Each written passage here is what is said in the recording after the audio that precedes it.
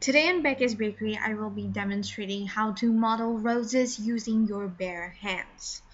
And I'm just practicing this technique on Play-Doh. Play-Doh is great because it doesn't dry out fast. I'm using a no-cook Play-Doh recipe for kids. It's a salt-based recipe from a website. You can see the link in the description box.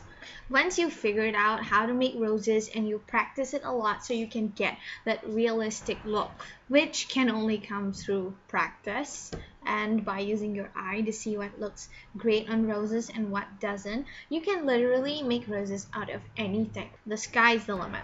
Okay, so let's start. I start off with a cone. Basically, take a small pinch of Play-Doh in your hands. This is your base of the flower, so how big the little ball is how big the center of your flower is going to be. This ball you will roll together with your fingers at one end to make it pointed, like a little Hershey's kiss. Okay, the next part is basically how you're going to make every other petal, except in varying sizes. Take a ball of clay, flatten it between your hands, and then take your other hand to roll over that disc of clay and make the sides of it as thin as a rose petal. That's basically how you're going to make all the rest of the petals. So start with a small one. Take a little small ball of clay, roll it into a nice little ball, flatten it, and then thin out the sides using the side of your hand on the palm of your other hand. So I'm going to wrap that around that little Hershey's kiss. That's going to be the center. And basically, you don't want to see the point at all. You want to wrap it around so that you don't see, when you're looking down at your rose from the top, you don't see the little point in the middle, which spoils the realism of it. As you wrap that first petal around, you want to not stick it down all the way. You want to prepare your next petal and overlap it with this one. So you may have one or two petals as the center of your rose. But let's move on to the next layer. Take 3 equal sized balls, make them into petals again, and then overlap them around the rose. The next stage would be to add another 3 petals and overlap them around your center of your rose again. It's starting to look more and more like a rosebud. Keep adding petals in layers of 3. One layer, another layer of 3, another layer of 3, and so forth.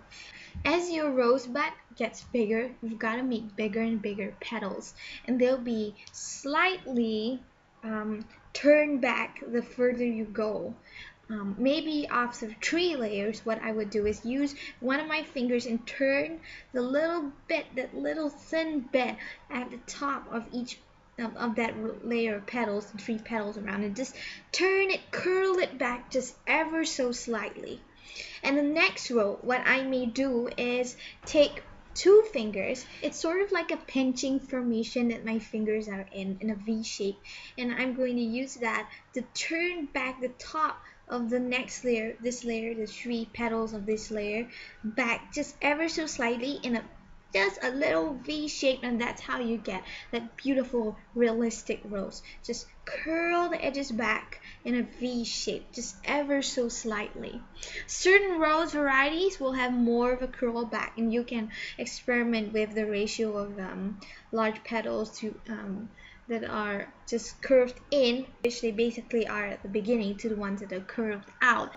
Basically, what I do is after several layers of 3, I'm going to go for a large layer, the final layer, which has 5 petals. These are going to be my largest petals, and they're going to stick out from the rose. If you're going to do this on a rose that you want to dry, you want to prop it up a little bit so that it will dry in perfect place. But arranging these 5 last petals around is slightly different. I go in a triangular shape. First I do 3, and 1 on one side, and then on the other side we have 2 overlapping petals.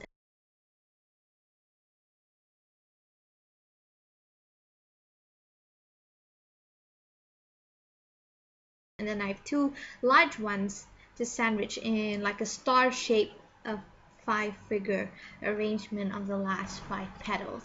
And that's basically it. That's how I make Play-Doh roses, and I use my hands to form the petals and smooth them out.